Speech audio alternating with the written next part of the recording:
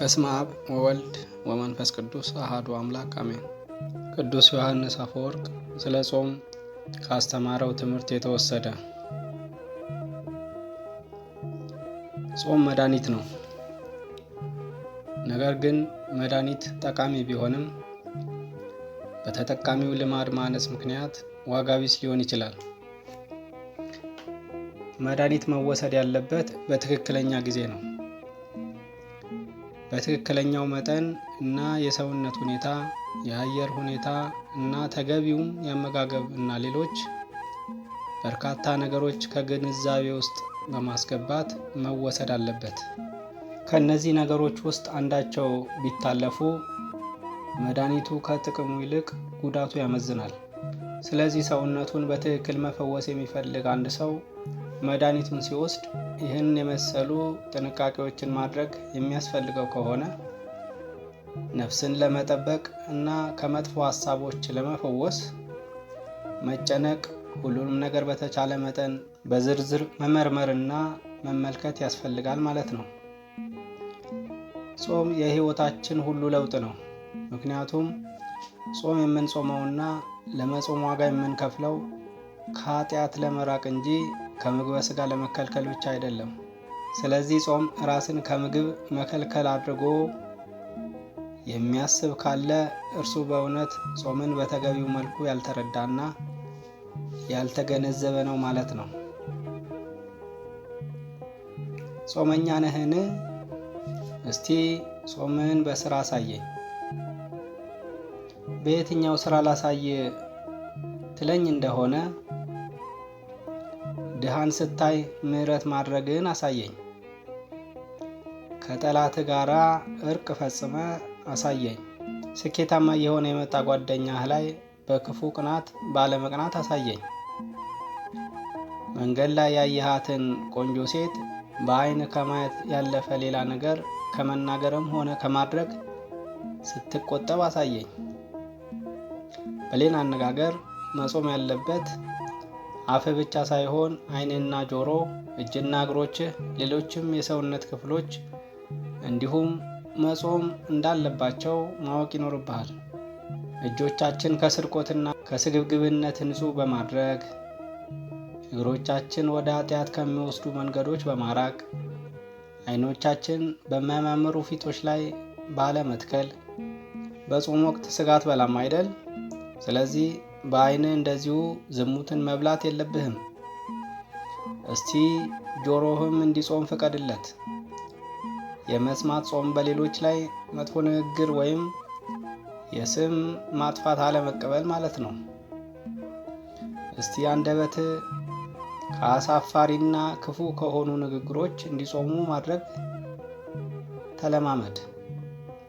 ምክንያቱም በአንድ በኩል የፍስግ ምግቦች ከመብላት መቆጠብ፣ በሌላ በኩል ደግሞ ወንድሞቻችንን እያኘክን መዋል የለብንምና። ሰውን የሚኮንንና የሚሳደብ የወንድማማችነትን ሥጋ እንደበላ የባልንጀራውንም ሥጋ የለመነ ያክል ነው። ቅዱስ ጳውሎስ እርስ በርሳችሁ ብትነካከሱ፣ ብትበላሉ እርስ በርሳችሁ እንዳትጠፋፉ ተጠንቀቁ በማለት ያስጠነቀቀው ስለዚህ ነው። ገላትያ ምዕራፍ 5 ቁጥር 15። ምንም እንኳን በጥርሶቻችን የወንድሞቻችንን ወይም የባልንጀራችንን ሥጋ አላቆሰልንም ይሆናል፣ ነገር ግን ክፉ ንግግር ወደ ነፍሱ እንዲገባ አድርገናልና በዚህም በራሳችን በወንድማችን እና በሌሎች በብዙዎች ላይ ሊገመት የማይችል ጉዳት በማድረስ ስም ማጥፋትን በማሰራጨት እናቆስላለን። በሰውነት ሕመም ምክንያት ምግብ ሳትመገብ ቀኑን ሙሉ መዋል ካልቻልክ ወዳጄ ሆይ በዚህ ምክንያት ማንም ሰው ሊነቅፍ አይችልም። በዛ ላይ የዋህና አፍቃሪ፣ በጎ አድራጊ እና ከአቅማችን በላይ የሆኑ ነገሮች የማይጠይቅ አባት አለንና ከምግብ ፈጽሞ እንድንርቅ አልጠየቀንም። ጾም እንደ ነገሩ እንድንጾመውም አላዘዘንም። እኛ በባዶ ሆዳችን እንድንቀርና እንድንራብ ዓላማውም አይደለም። ነገር ግን ከዓለማዊ ነገሮች ራሳችንን በማራቅ ለመንፈሳዊ ነገሮች ራሳችንን በመስጠት ሙሉ ሰውነታችን እንድንሰጠው ይፈልጋል እንጂ። ሕይወታችንን በሰከነ አእምሮ የምንመራ ሆኖ ፍላጎቶቻችንን ሁሉ ወደ መንፈሳዊ ነገሮች የሚያመዝን ቢሆን እና የሚያስፈልገን ያህል ብቻ በልተን እና ጠጥተን ሕይወታችንን በሙሉ ለበጎ ስራ ብናሰማራ ኖሮ ጾሙን መጾምም ሆነ ተጨማሪ ሕጎች ባላስፈለጉን ነበር። ነገር ግን የሰው ልጅ ተፈጥሮ ደካማ ስለሆነ እና ራሱን በአመዛኙ ለምቾትና ምቾት ለሚሰጡ ነገሮች ቅድሚያ ስለሚሰጥ በዚህ ምክንያት በጎ አድራጊው ጌታ እንዳንጠፋበት ሲል ልክ እንደ አፍቃሪ አባት የጾምን ሕክምና አዘጋጀልን። በዚህም የሥጋዊ እርካታችን ጋብ እንዲል እና ዓለማዊ ጭንቀታችን ወደ መንፈሳዊ ሥራ እንዲሸጋገር ለማስቻል የተሰጠችን ስጦታ ናት። እንግዲያውስ በዚህ ከተሰበሰቡ አንዳንዶች በሥጋዊ ሕመም የሚሰቃዩና ያለ ምግብ ሊቆዩ የማይችሉ ካሉ እኔ የምመክረው በሕመማቸው ምክንያት ከዚህ መንፈሳዊ ማዕድ ሳይርቁ ሕመማቸውን በመንፈሳዊ ትምህርት እንዲንከባከቡት ነው። ከምግብ ከመራቅ የበለጠ በእርግጠኝነት ወደ እግዚአብሔር የሚወስዱትን በሮችን እና መንገዶችን ሊከፍቱ የሚችሉ ሌሎች ጠቃሚ የሆኑ ብዙ መልካም ስነ ምግባራት እና መንገዶች አሉና እነዚያን መጠቀም ይቻላል። እንግዲህ በጾም ወራት መጾም የማይችል ምግብ መብላት ያለበት ሰው ካለ በመጀመሪያ የበለጠ ምጽዋትን ይስጥ። ከዚያም አብዝቶ ይጸልይ። መለኮታዊ ቃላትን ለመስማት የበለጠ ፍላጎት እንዲኖረው ያድርግ። ከጠላቶቹ ጋር ይታረቅ።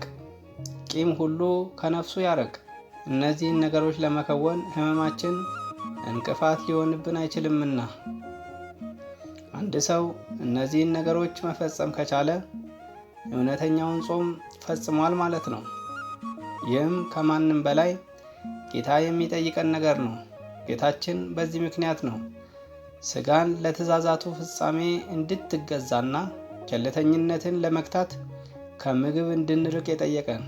ነገር ግን በአካል ሕመም ምክንያት ጾሙን ለራሳችን ረድኤት ልናቀርብበት ካልቻልንና በዚያው መጠን ግዴለሽነት ካሳየን ለራሳችን ያልተለመደና የተጋነነ እይታ ሊኖረን ይችላል። ከላይ የተጠቀሱት ስኬቶች ሁሉ ጎድለውን ሳለ ያንን ለማካካስ ጾሙን በመጾም ካላስተካከልን የጾምን መድኃኒትነት እንኳን በአግባቡ መጠቀም አልቻልንምና የበለጠ ግዴለሾች እንሆናለን። እነዚህን ነገሮች ከተማራችሁ ከጾማችሁና በተሻለ መጠን ትጉና መስጋኞች ከሆናችሁ እኔም ምሕረት አደርግላችኋለሁ። በሥጋ ሕመም ምክንያት መጾም ለማይችሉ ወንድሞቻችን ግን ይህንን መንፈሳዊ ቃል እንዳይተዉ አበርቷቸው። እዚህ የምንናገረው ሁሉ እያስተማራችሁና እያስተላለፋችሁ የሚበላና የሚጠጣውን በመጠን ያደርጉት ዘንድ ግዴለሽና ታካች እንዳይሆኑ ልትረዷቸው ይገባል። ሐዋርያው እንዳለው የሚበላም እግዚአብሔርን ያመሰግናልና ለጌታ ብሎ ይበላል፣ የማይበላም ለጌታ ብሎ አይበላም እግዚአብሔርንም ያመሰግናል እንዲል ሮሜ ምዕራፍ 14 ቁጥር 6። ስለሆነም ይህንን ነገር አጠንክረን ልንነግራቸው ይገባል። የጾመም ሰው እግዚአብሔርን ደስ ያሰኛል፣ ምክንያቱም የጾምን ድካም ለመቋቋም የሚያስችል ኃይል አለውና። የሚበላም እግዚአብሔርን ደስ ያሰኛል፣ ምክንያቱም ምግብ መብላቱ የነፍሱን ድህነት እስካልከለከለው ድረስ ሊጎዳው አይችልምና። ምክንያቱም በጎ አድራጊው ጌታ እኛ ከፈለግን ሁሉንም መጥቀስ እስከማይቻል ድረስ በእግዚአብሔር ኃይል መሳተፍ የምንችልባቸው ብዙ መንገዶችን ስላሳየን ይህንን መረዳት ይገባል። ጾምን ስላጎደሉት ሰዎች በቂ ነገር ተናግረናል። ከኀፍረትና ከሰበብ ልናስወግዳቸውም ያስፈልጋል። በመብላታቸው ማፈር የለባቸውም፣ ምክንያቱም መብል የሚያሳፍር አይደለምና። ነገር ግን የሚያሳፍረው የበደል ሥራ ነው። ኃጢአት ደግሞ ትልቅ ነውር ነው። እሱን ኃጢአትን ካደረግን ግን ማፈር ብቻ ሳይሆን የቆሰሉትም እንደሚያደርጉት በኀፍረት ራሳችንን መሸፈን አለብን። ያኔም እንኳን ቢሆን ራሳችንን መተው ሳይሆን መናዘዝና ለምስጋና መቸኮል ያስፈልጋል። በእኛ ግዴለሽነት የተነሳ በኃጢአት ከወደቅን በኋላ ኃጢአታችን እንድንናዘዝና እንድንመለስ እና እንደገና ወደ ሌላ ግብር እንዳንወድቅ ከመፈለግ በስተቀር ከኛ ምንም የማይጠይቅ ጌታ አለን። በመጠን ከበላን ፈጽሞ ማፈር የለብንም። ምክንያቱም ከምግብ በቀር በሌላ መንገድ መደገፍ የማይችል አካልን ፈጣሪ ሰጥቶናልና። ከመጠን በላይ መመገብ ብቻ አናቁም። ምክንያቱም በመጠን መመገባችን ለሰውነት ጤና እና ደህንነት ትልቅ ሚና አለውና። ጌታችን መድኃኒታችን ኢየሱስ ክርስቶስ በሥጋዌ ወራት ጾሟል። ከተጠመቀ በኋላ ወዲያው ወደ ምድረ በዳ ሄዶ ጾመ ይላልና 40 መዓልት 40 ሌሊትም ከጾመ በኋላ ተራበ እንዲል ማቴዎስ ምዕራፍ 4 ቁጥር 1። በሌላ ስፍራ ደግሞ ቅዱሳን ሐዋርያት ሕፃኑ ላይ ያደረውን ጋኔን ሊያስወጡት አልቻሉም ነበርና ጌታን ስለምን ጋኔኑን ማስወጣት እንዳልቻሉ በጠየቁት ሰዓት ስለ ጾም አስተምሯቸዋል። ይህን ጋኔን ከጸሎትና ከጾም በስተቀር አይወጣም እንዲል ማቴዎስ 17 ቁጥር 21። በሌላ ጊዜ ስለ ደቀ መዛሙርቱ የጾም ሥርዓት በፈሪሳውያን ለተጠየቀ ጥያቄ ሲመልስ ሙሽራው ከእነርሱ ጋር ሳለ ሚዜዎቹ ሊያዝኑ ይችላሉን?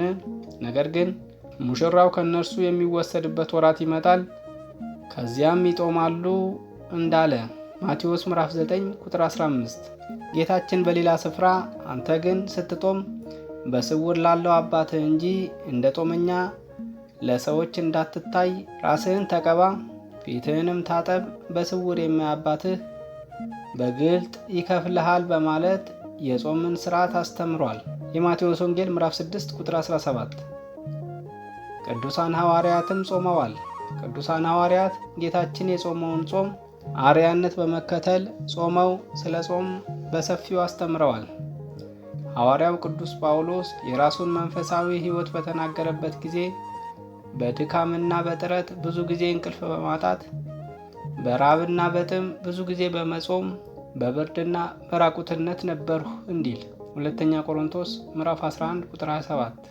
በተጨማሪም በጋብቻ አውድ ውስጥ መጾምን በሚመለከት ባልና ሚስት በጋራ ስምምነት በጾምና በጸሎት በየጊዜው ከጋብቻ ግንኙነት ይቆጠቡ በማለት አስተምሯል። አንደኛ ቆሮንቶስ ምዕራፍ 7 ቁጥር 5።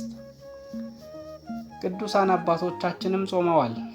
የቅድስት ቤተ ክርስቲያን አባቶች ስለ ጾም በሰፊው አስተምረዋል። ከቤተ ክርስቲያን ጸሐፊዎች አንዱ የሆነው ጠርጡለስ የመንፈሳዊ ሕይወታችን እድገት በኑዛዜና በጾም እንደሚወሰን ገልጿል። ጾም የምንጾመው ለሆድ ስንል ሳይሆን ለነፍስ ስንል ነው ይላል። ቅዱስ ጎርጎርዮስ አንድ ሰው ቁርባን ላይ ከመሳተፉ በፊት የጾም ልምምድ ሊኖረው እንደሚገባ ተናግሯል። ቅዱስ ባስልዮስም ስለ ጾም በሰፊው አስተምሯል። የጠገበ ሆድ ማሰብ አይችልም የሚል የድሮ የሮማውያን አባባል አለ። ይህም በቤተ ክርስቲያን አባቶች ዘንድ የታወቀ ነው። የጠገበ ሆድ አንድን ሰው ስልቹ ያደርገዋል፣ በግልጽ ማሰብ የማይችል ይሆናል፣ ብዙውን ጊዜ ጥሩ ስብዕና እንዳይኖረውና እንቅልፋም እንዲሆን ያደርገዋል። እንዲሁም ለኃጢአትና ለክፉ ድርጊቶች የተጋለጠ ይሆናል። የጠገበ ሆድ በመንፈሳዊ ማንነታችን ላይ እንዳናተኩር በማድረግ ውጤታማ የጸሎት ሕይወት እንዳይኖረን የሚያደርግ ነው። ስለሆነም እውነተኛ የክርስቶስ ተከታዮች በየቀኑ 1 ወይም 2 ጊዜ ብቻ በመመገብ የምግብ ፍላጎታቸውን ተግሳጽ ይማራሉ። የጾም ዋጋ የሚገኘው ከአንዳንድ ምግቦች በመራቅ ብቻ ሳይሆን የኃጢአት ድርጊቶችን በመተው ጭምር ነው። ከሥጋ ነክ ምግቦች በመራቅ ብቻ ጾሙን የሚገድበው ሰው ካለ የሥጋውን ዋጋ ዝቅ ለማድረግ ይጠቅም ይሆናል እንጂ ጾም ሊሆን አይችልም። ትጾማለህን? እንግዲህ ጾምህን መልካም ሥራ በመስራት አረጋግጥ። የተቸገረን ሰው ብታይ እዘንለት።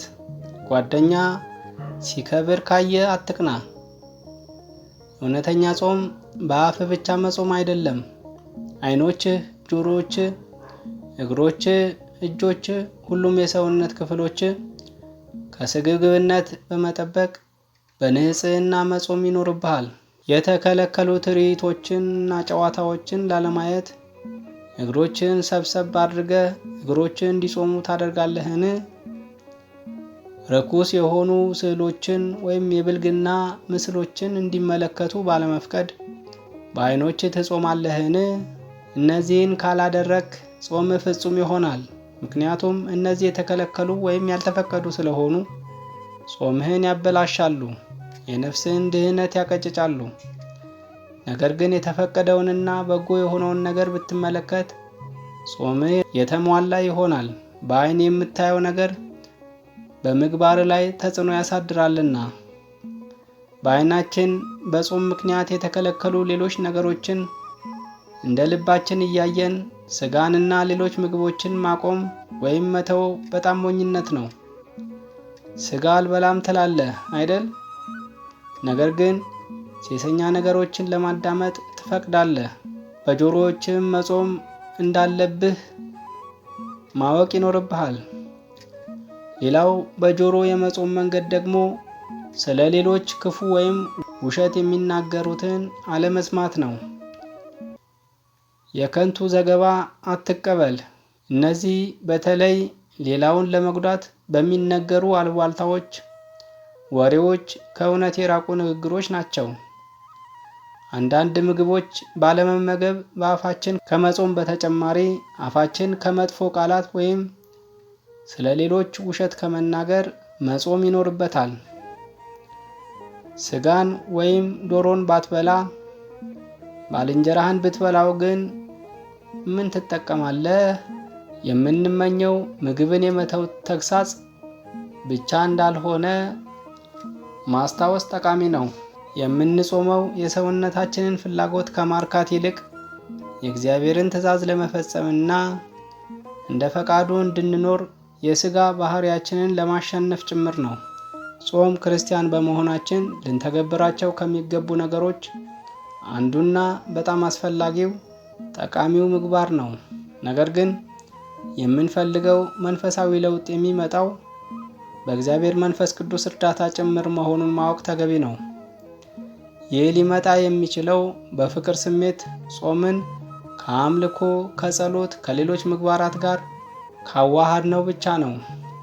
ጾም ክርስቲያኖች ለተወሰኑ ጊዜያት እንዲፈጽሙት የሚያስገድድ የቤተ ክርስቲያን ሥርዓት ነው። የሚጾም ሰው አእምሮውና ልቡን ወደ እግዚአብሔር ለማንሳትና ከለጋሱ ከአምላካችን ስጦታዎችን ለመቀበል በአምላክ ፊት ዋጋ ለማግኘት የሚደረግ ነው። የጾም መሰረታዊ ዓላማ በዋናነት መንፈሳዊ ነው። ከምግብ ሙሉ ለሙሉ በመታቀብ ወይም ያልበሰለ ምግብ ወይም ቆጠብ አድርጎ በመመገብ መለኮታዊ ስራን ለመስራት፣ ለመጸለይ፣ ለማሰላሰል እድልና ዝግጅት ማድረግ ነው። ተስፋ የምናደርጋት መንግሥተ ሰማያት እንገባ ዘንድ በሁሉ መንገድ የሚፋጠነውን የዓለም እብደት ሁሉ ከእኛ አውልቀን እንጣል። ምስጋና ይሁን ለአብ፣ ለወልድ፣ ለመንፈስ ቅዱስ አንድ አምላክ አሜን።